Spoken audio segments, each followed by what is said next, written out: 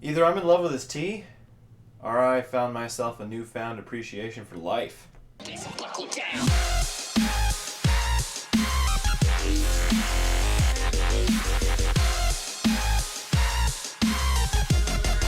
Hey guys, so this is my... Oh, God forbid I wear this Abercrombie and Fitch shirt again.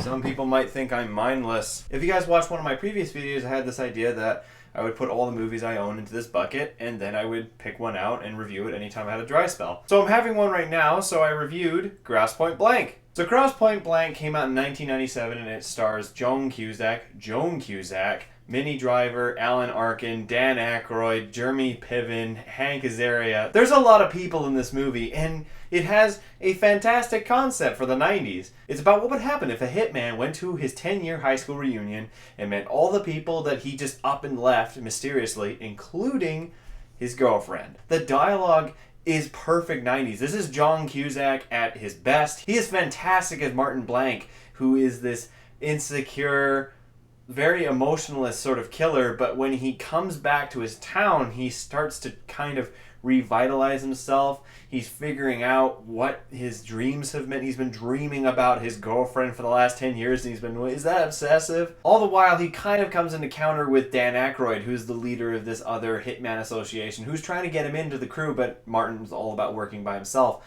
And the dialogue between these two in every scene they have is hilarious. Especially like the first time that Dan Aykroyd and John Cusack meet is on the phone. John Cusack just picks up the phone and you hear Dan Aykroyd going, "Martin!"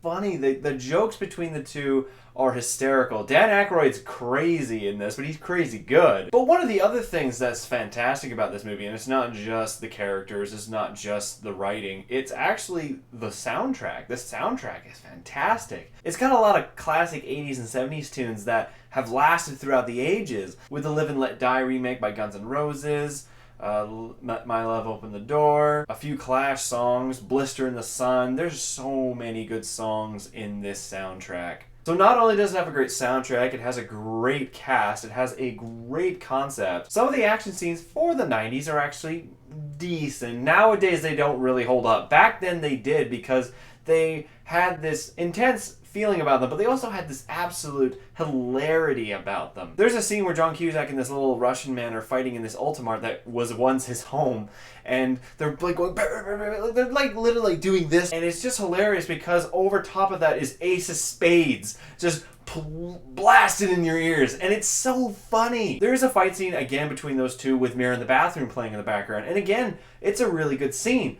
But the one thing that I'll definitely say that doesn't really hold up, mind you, it was never meant to, is just the gun battles and the fight scenes. They're kind of, well, you can see that they're limited by the actors. Like, they don't have that much skill.